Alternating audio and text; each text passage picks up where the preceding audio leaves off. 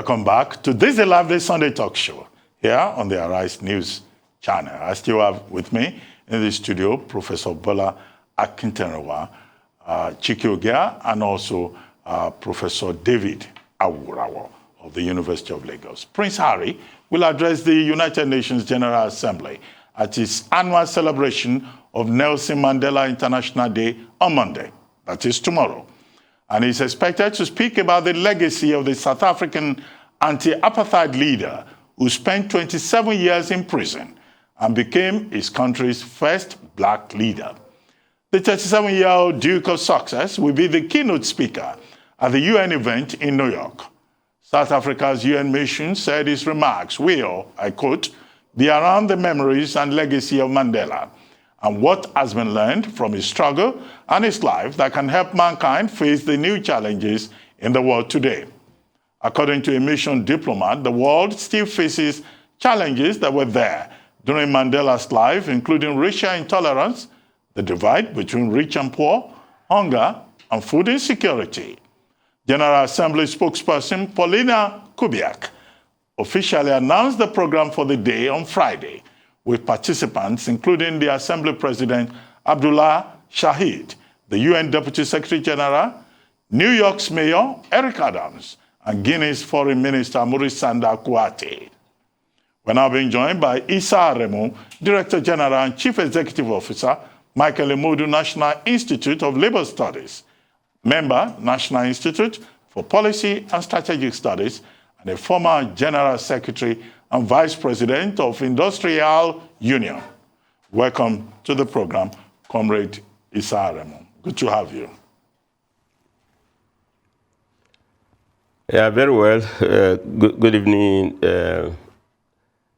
Ruben. And through you, I convey special 2022 Nelson Mandela Day greetings to all our viewers.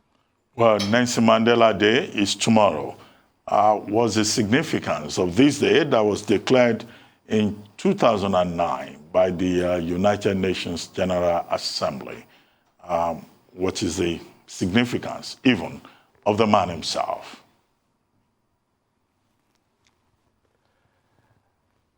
Well, I think, Ruben, you've said as much in your introductory remark. I think the significance is also around the theme for tomorrow, which is that we're enjoined to do what we can with whatever we have and wherever we are, so that we can make a change the way Nelson Mandela spent 67 years of his public life, to make a change for humanity. As you said, I think we're effectively going to mark the 13th celebration of Nelson Mandela Day. The day was declared in 2009 unanimously by the entire United Nations General Assembly to mark the Nelson Mandela Day. Of course, it's also to commemorate his birthday. He was born on July 18th, 1918, effectively. And I think it's 1923, if I could recall it very well. And this is extremely very, very significant, especially for us in Africa. Nobody, no living human being has been so honored by United Nations, in spite of the tremendous contributions that different individuals from different racial backgrounds, from different continents have made for humanity. But Nelson Mandela has been the one singled out by United Nations to dedicate a day to commemorate his birthday, which was declared 2009. And when they asked Mandiba, he was alive then, he died in 2013.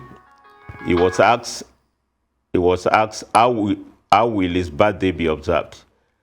He called on all of us, who are living, that we should dedicate 67 minutes to serve humanity. 67 minutes, extremely very significant, because 57, it was in public life for 67 years.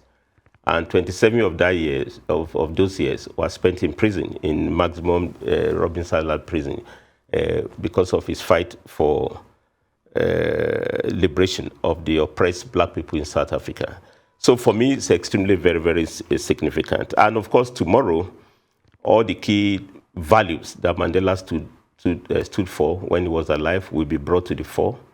Statesmanship, reconciliation, forgiveness, all those core values that Mandela fought for, in spite of, what he went through, or a high sense of sacrifice, So I think tomorrow is extremely very, very important globally for humanity. And I think many questions will also be asked that what would be the reaction of Nelson Mandela if at times like this to some of the issues that are happening in the world, we're a problem of food insecurity, we're a problem of what the United Nations Secretary General, he gave the lecture actually, he gave Nelson Mandela the lecture in 2020, that's Guterres, on what he called inequality pandemic. What would be the reaction of Nelson Mandela at times like this, in which the rich are getting richer, the poor are getting poorer? What would be Nelson Mandela's reaction to the war going on between Ukraine and Russia, avoidable, senseless war? Mandela stood for peace, and I know the critical role he played, especially to intervene between the Israeli-Palestinian war, which is still ongoing. I mean, what would be Nelson Mandela? What will he say to the avoidable conflict that we're having in the world today?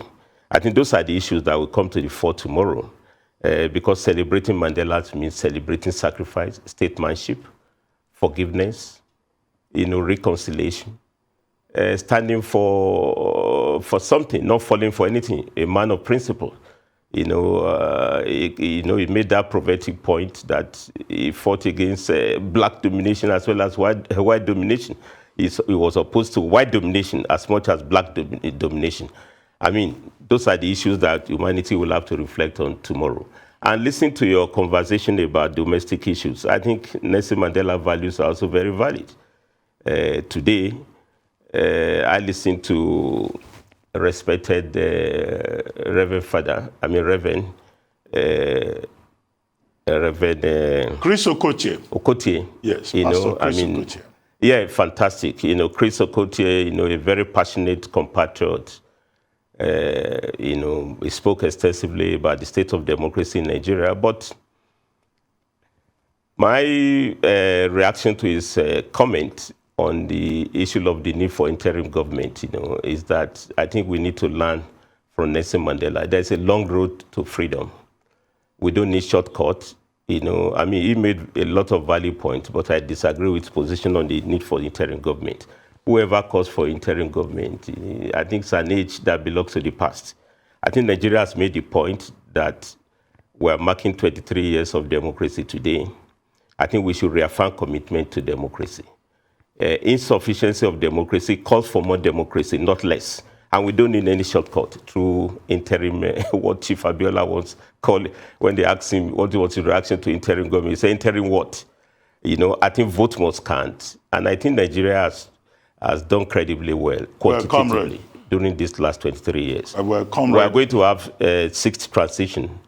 Comrade? Yes, I'm hearing you. Yeah, it's good you have linked yes, thank you. The international subject of Nelson Mandela Day to domestic issues, referencing the conversation with Pastor Chris Okotie. But quickly, you said the theme for tomorrow is about change, about social justice, doing what we can, wherever we are. Will you say that the Osun gubernatorial election that resulted in change is in keeping with what you were defining about Mandela being against domination and being a symbol, the hero for social justice?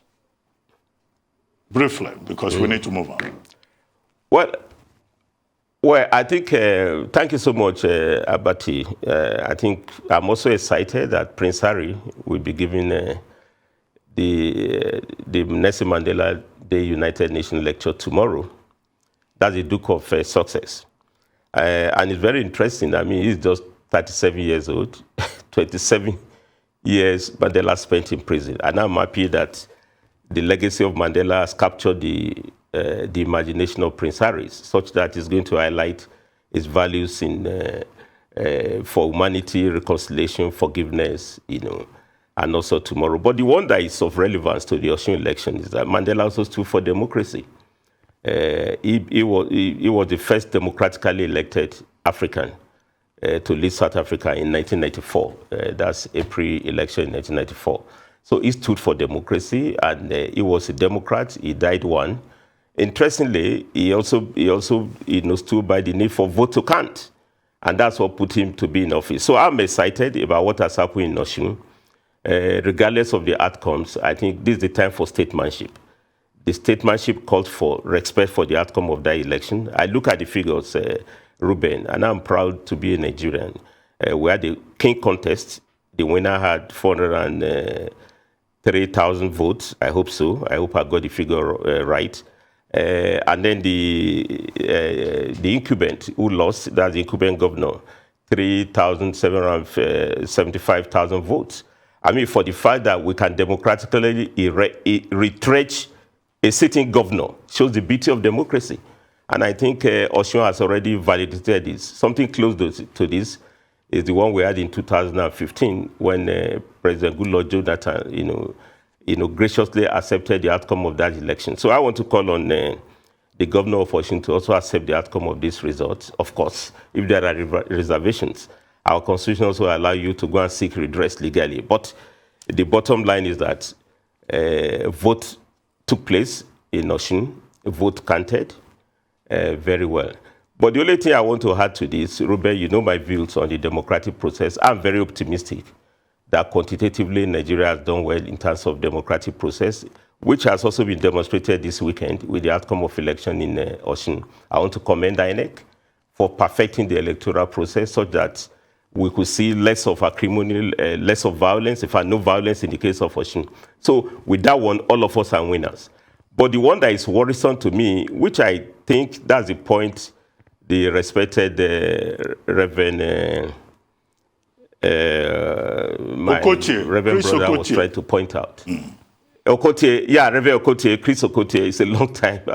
I've actually met him one-to-one. Somebody I respect so much, my very good friend.